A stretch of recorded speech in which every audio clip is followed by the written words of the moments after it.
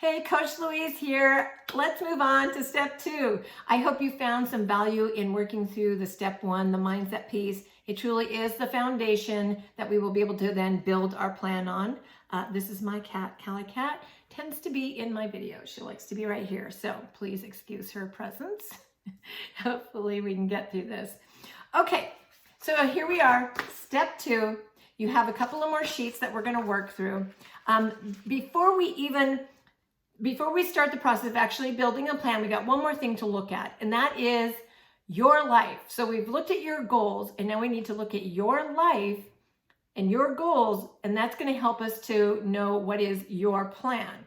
And then in step 3, we'll start building that plan. I want you to be able to take your life and fit this plan into it with ease, and then still be able to achieve your goals happily, like being able to not stress about what's going on and what am I eating, and I can't have this and I can't have that. We're gonna bring those all back into a manageable system here as we continue to go forward. So I've just kind of prompted you with some questions here to things to think about so that we are prepared ahead of time. If you work full-time away from home, or if you're going to school, or maybe you're a stay-at-home mom and you have kiddos in school and they have after-school commitments. Maybe you tend to run errands often, or you have a standing commitment 1 or 2 nights a week. I also look at my Google Calendar and at any appointments that I may have scheduled for the week. When I sit down, that's the first thing I do is I look at that.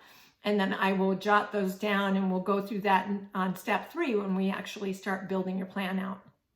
So that I know if I've got a late hair appointment that maybe I better have a crock pot meal scheduled for that night, so I'm not stressing about getting my hair done and getting home and throwing together dinner. Nobody wants that, right? So we're going to factor these things into your planning so you are prepared. So finish that, and then we will use that when we actually go into step 3. So keep that handy. So then the next thing you want to do is pull out this sheet, and there's going to be some math homework for you to do, and it'll tell you what your plan is. So first, before we go through this, just know I'm a master coach. I'm certified to teach people this portion controlled method from the Ultimate Portion Fix that was created in collaboration by registered dietitians, exercise scientists, and expert trainer. And they are proven nutrition plans. And what I've done is taken and put in my own little tweak on them to add in the structure and the flexibility in a way that really just makes it much more easy for you to fit these into your life. Instead of fitting your life into your plan, we flip that around. Okay, so this calculation up here is depending on whether you want to gain weight, lose weight, or maintain it. So we don't count calories, but that's where we have to start, is looking at what your caloric intake base would be.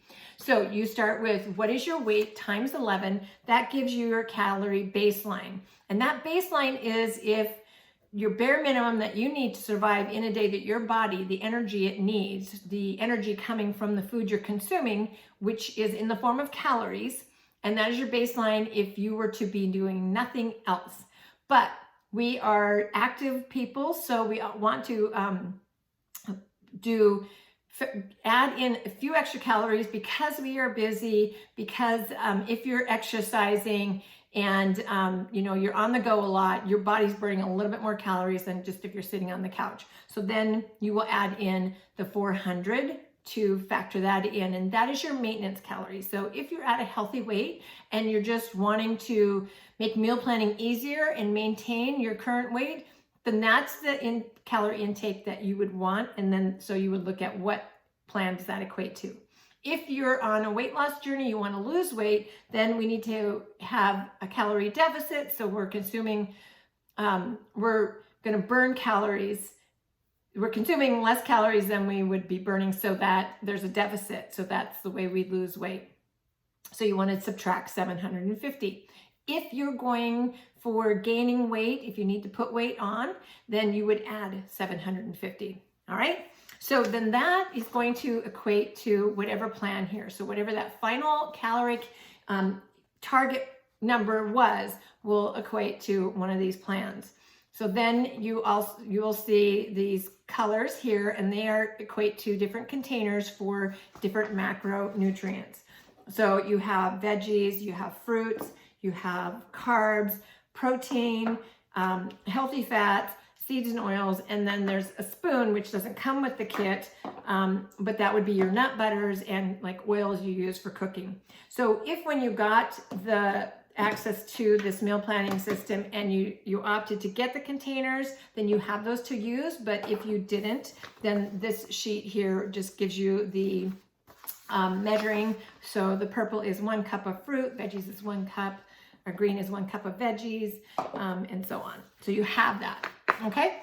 So then down here, there's a blurb here about factoring in treats. Super important, I believe. I don't think we should deprive ourselves or cut those out. I think we should factor them in because that's the way to do this happily, I believe.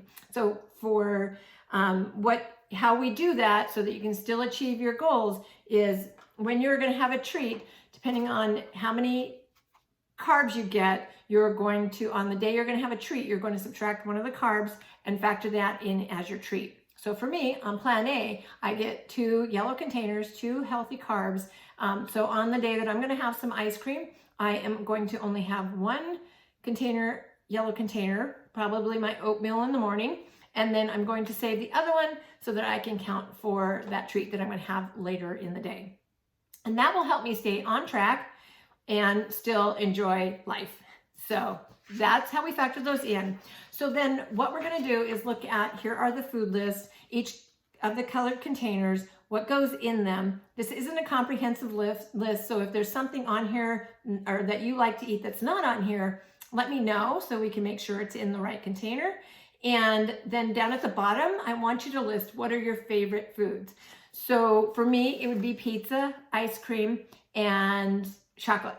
So those are my favorite foods, and that I factor into my meal plan every week, right? And then what I also want you to do is take and look at this list and highlight some of the foods on in these lists that you enjoy, that you like. Because as we go into step 3, building your plan, we're going to look at that. We're going to look at your favorite foods. We're going to know what plan you are, and then we can start building it from there in a way that gives you structure, but also gives you that flexibility. I'm excited to move on to step 3. So do this work. Do your calculation. Tell me which plan you are on. Let me know what your favorite foods are that we're going to factor into your plan, and then we will get started building it.